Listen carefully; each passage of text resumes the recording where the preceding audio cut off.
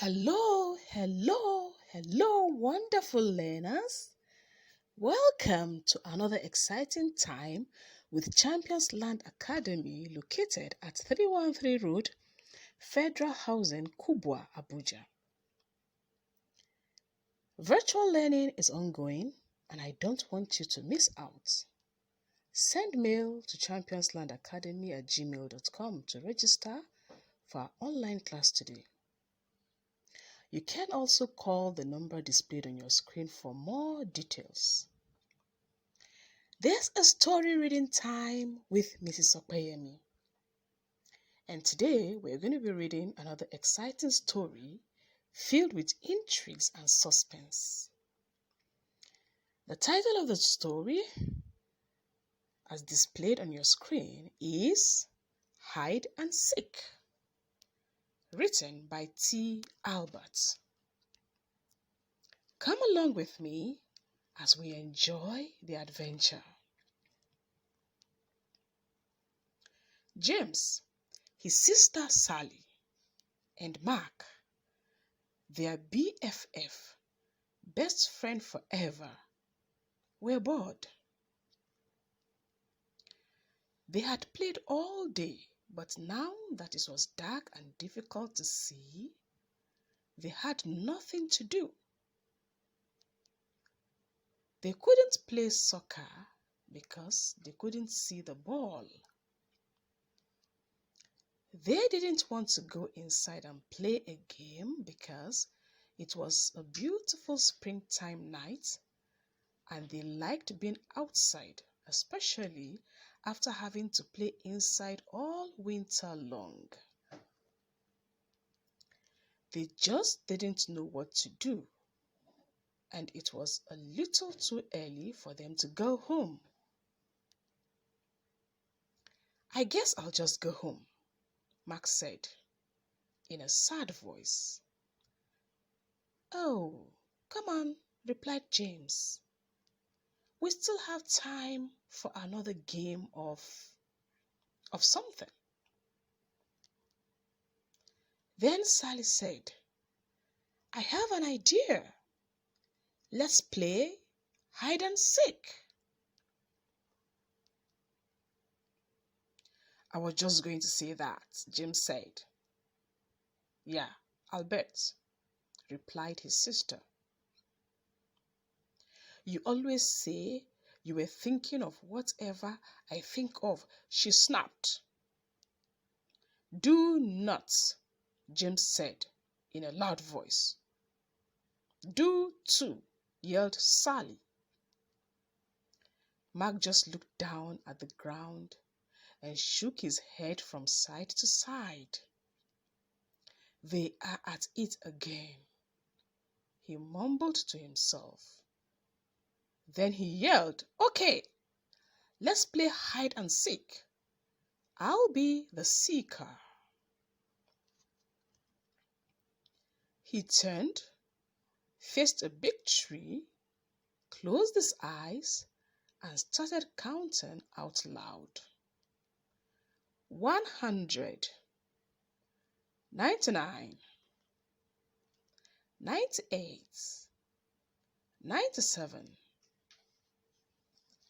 Sally and Mark stopped arguing, looked at each other, and ran off in different directions to find a hiding place. In the distance, they could still hear Mark counting. 4, 3, 2, 1. "Ready or not, here I come." Then he turned and began looking for places where they could be hiding. Finding Sally was easy. She always ran off and then circled back so she would be close to base. The safe place to get to before being tagged. Mark looked for the biggest tree and ran towards it. but she wasn't there. "I'll bet she's behind that big bush," he said to himself. So he ran to it and was ready to tag her, but she wasn't there either. As he turned around, he saw James running towards Baze and darted after him. Just before he touched James' shoulder, James tagged the Baze and yelled out, "Safe!" "Did you get to Sally yet?" James asked. "No," said Mark. "I haven't been able to find her, and it's getting late, and we need to be heading home." So both boys yelled out, "Come on out, Sally, it's late." But there was no reply. Not even a little snicker from somewhere in the darkness. They yelled again, "Come on out, Sally, it's late." Still there was no reply from Sally. They began to worry and started searching for her. As they walked around the area, they called out, "Sally, come on, we give up. You are safe." But no matter where they looked or how much they called out, Sally didn't answer. It was as if she disappeared. Sally was wondering what had happened. All she could remember was crawling under the big trunk of a fallen tree to hide. Now, as she looked up, she saw several stars through a small hole above her head. She had fallen into a hole when she crawled under the tree trunk. "Help!" she yelled, and heard her voice echo throughout what must have been a cave. "Help! Help! Help! Help!" "Did you hear that, James?" Mark said excitedly. "Sally just yelled for help." "Keep yelling, Sally!" James screamed. "That way we can find you." Sally heard her brother and kept screaming. After a short while, the boys were standing next to the big tree trunk. "Hey, are you stuck under this tree?" asked James. "Kind of," Sally yelled. "When I crawled under it to hide, I fell into a cave. Please help me. I'm scared. It's dark and I can't get out." Mark said, "James, you stay with Sally and I will go get my dad." Then he dashed off into the darkness. "Don't be scared," James said. "I am right here with you." "No, you are not," Sally sobbed. "You are up there and I'm down here." As Sally turned into the darkness of the cave, she bumped into something, screamed, and began to cry. "What's wrong?" James yelled. "There's something down here with me," she replied in a shaky voice. Just then, Mark and his dad came running through the woods. Mark's father knelt down and asked Sally if she was okay. He could hear her crying and sobbing. "Sally, are you hurt?" he asked. "No," she said, "but I'm scared." And there is something down here with me. Stand back, Sally. I am lowering a rope and will be down with you in a second. Mac's dad tied the rope to the tree, found the hole under the tree trunk, wiggled a bit, and lowered himself into the cave. Sally could see him coming down the rope and stopped crying. Not only was he there, but the cave became brighter from the beam of his flashlight as it danced across the cave's floor and walls. As he reached the floor of the cave, he shone the light on Sally and gave her a big hug. "Don't be frightened," he said. "I'll have you out of here in no time." Then he shone the light around and saw that she had fallen into a small cave. And very close to her, in the middle of the cave, was something wrapped in layers of old blankets. "Mac, James, there is something down here.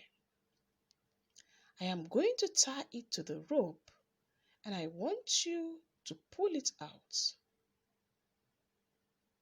"Okay," they replied. The boys pulled out the object, untied it, and let the loose end of the rope fall back into the cave. The cave wasn't deep, and Mac's dad boosted Sally over his head so she could crawl out. He then grabbed the rope and with a little jump was able to grab the opening and pull himself out. "Let's go back to my house for a cup of hot tea. I'll call your parents so they aren't worried. And we'll see what treasure Sally found," he said. When they got to Mac's house, they sipped their tea and began unwrapping the treasure. They carefully peeled off layers of old blankets and clothes to reveal a wooden box. They slowly opened it and stared in amazement. "Oh my!" Sally said in disbelief. "I don't believe what I am seeing." The boys and Mac's father just stared. Inside the box were jewels of every color you could imagine. There were diamonds, rubies, sapphires, and emeralds of all shapes and sizes. Intermixed, they could see several gold coins and strands of pearls. "We are rich!" the boy screamed. "Not quite," interrupted Mac's father. "Someone could have lost this, and I don't think you should plan on spending any of it until we find out a little more. Besides, Sally found it." "I'll share it," Sally said happily.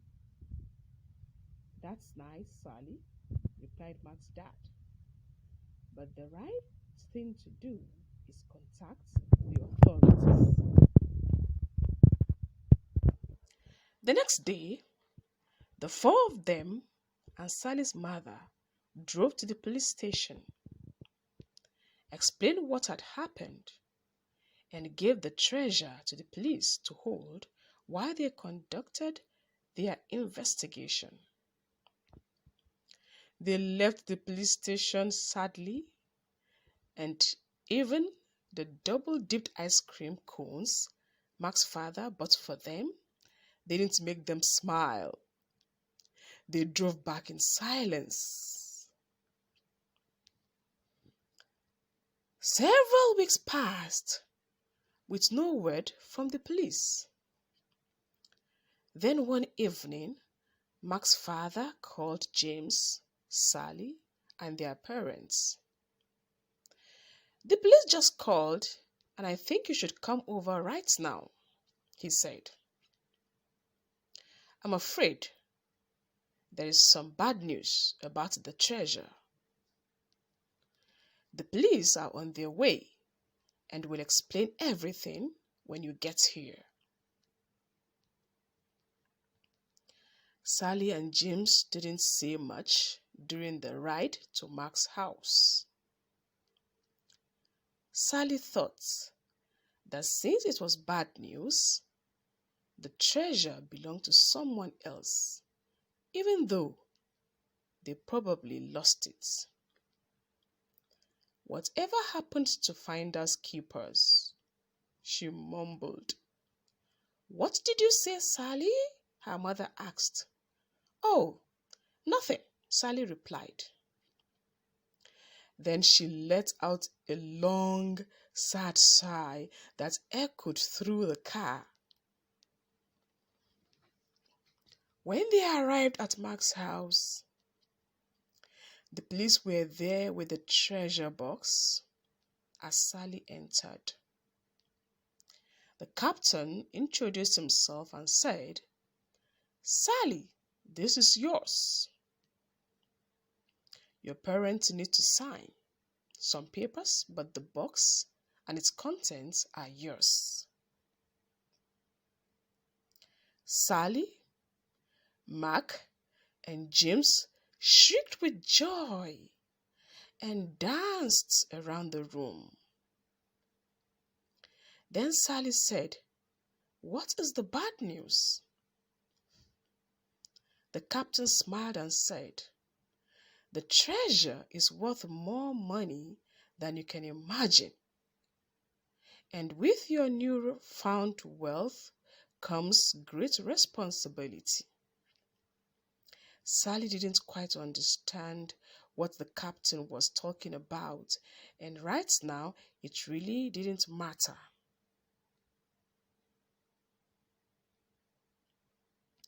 Mark asked, "Are you going to share?" "Of course," Sally said. "If you and James didn't help me, I might still be there." Several days later, Sally asked everyone over to her house. "I have decided what to do with the money from the treasure after it is sold," she said. "I am giving 1/6 to our mom and dad, 1/6 to Mark's mom and dad, 1/6 to Mark, 1/6 to James, and 1/6 for me. There is an extra 1/6, Mark proudly stated. He loved maths and was right on top of Sally's calculation. "No, there is not," Sally said. "It's 2, James said. "It's not," Sally said, in an angered voice. Just as Mark was going to say, "They're at it again," Sally said, "This is why there isn't an extra 1/6. I'm giving it to the church so it can be given to those less fortunate and in need." Her mother and father said it was a caring and responsible thing to do. They were very proud of her and knew that she understood what the captain meant when he had turned the treasure over to her just days before. Wow! What an adventurous story! I'm sure you enjoyed reading the story with me. Join my watch party again tomorrow, same time, for another interesting story. Bye-bye!